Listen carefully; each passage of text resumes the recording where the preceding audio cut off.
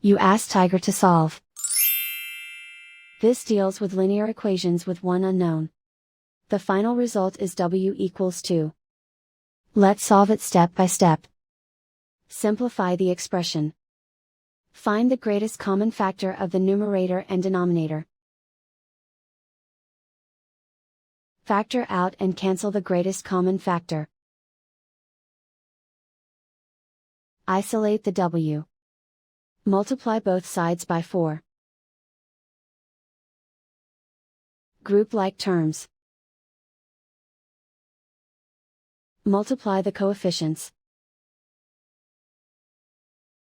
Simplify the fraction. Multiply the fractions. Find the greatest common factor of the numerator and denominator.